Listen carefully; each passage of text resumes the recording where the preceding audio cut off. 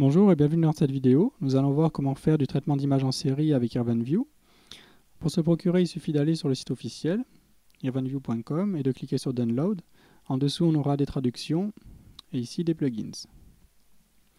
Le logiciel en lui-même est très léger, il pèse 1,4 MB. On aura les traductions pour une centaine de kilos et un pack de plugins de 8 MB qui comprend notamment un logiciel d'OCR, de reconnaissance de caractères, et de quoi lire des fichiers RAW Canon, des fichiers CR2 directement avec Irvanview sans développement. Il y aura en dessous de cette vidéo un pack qui contiendra le logiciel et la traduction dans ce 7-zip.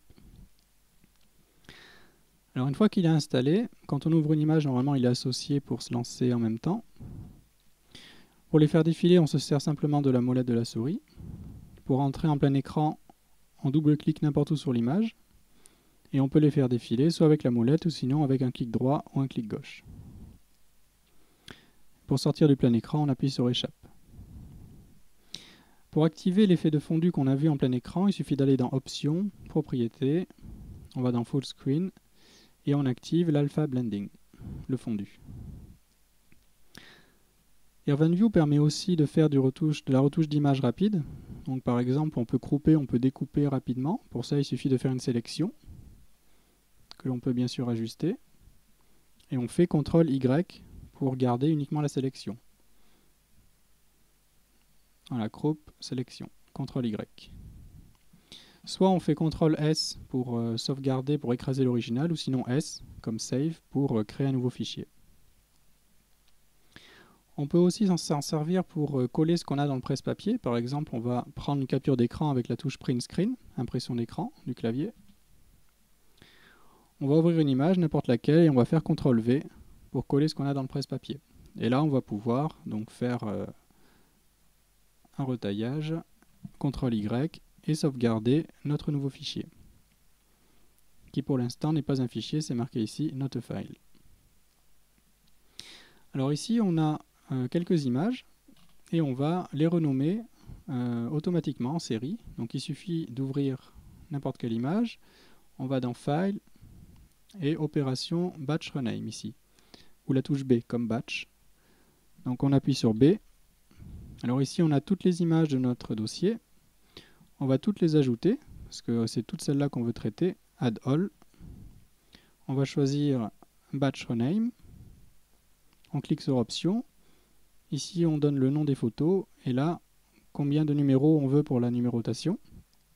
On clique sur OK. Alors ici, très important, on choisit le répertoire de sortie.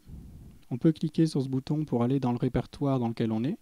Et ici, il suffit de rajouter un mot ou ce qu'on veut pour que Irvanview crée un nouveau dossier automatiquement qui va contenir les nouvelles photos. Donc là, on aura un nouveau dossier qui va s'intituler 1 dans ce cas-là. Et on commence la conversion. Voilà. Et là, on a toutes nos photos dans l'ordre renommé. On va faire la même chose cette fois avec un resize, un redimensionnement. On appuie sur B. On choisit cette fois la conversion. On coche cette case. On va dans Advanced. Et là, on a plein d'options ici. Donc, qui nous permet notamment de changer le nombre de couleurs, de faire des rotations, de les rendre négatives, de changer la balance des couleurs, etc. Nous, on va se servir de resize et on va faire attention à ce que cette case de ratio soit cochée. Comme ça, on va indiquer qu'une seule valeur et l'autre sera calculée en proportion. Donc, on va mettre une hauteur de 500 pixels. Ensuite, on va créer un nouveau dossier. On va l'intituler 2. On va ajouter toutes les photos et on commence la conversion.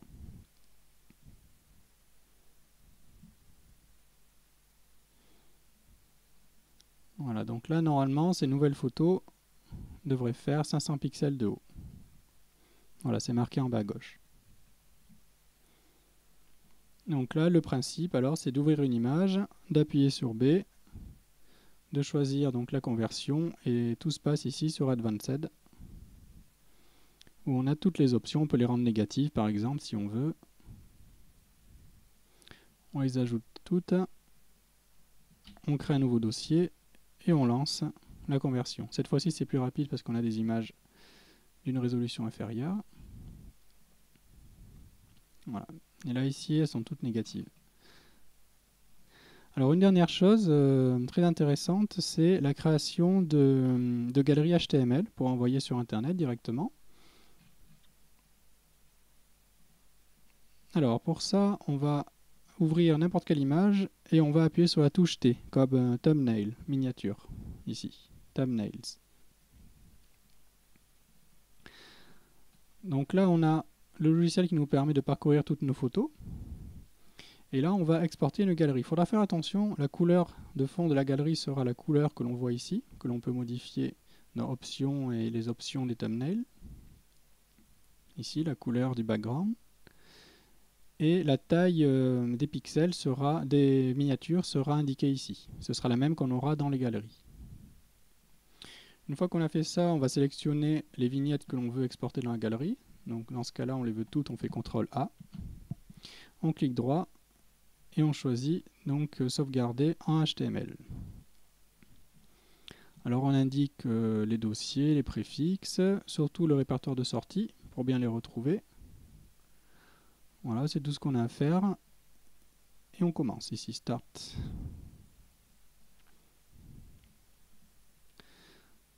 Voilà, donc là on a un dossier avec les miniatures, avec les images en haute résolution. Et on a ici notre index. Et on a une belle galerie prête à être envoyée sur Internet avec toutes nos images.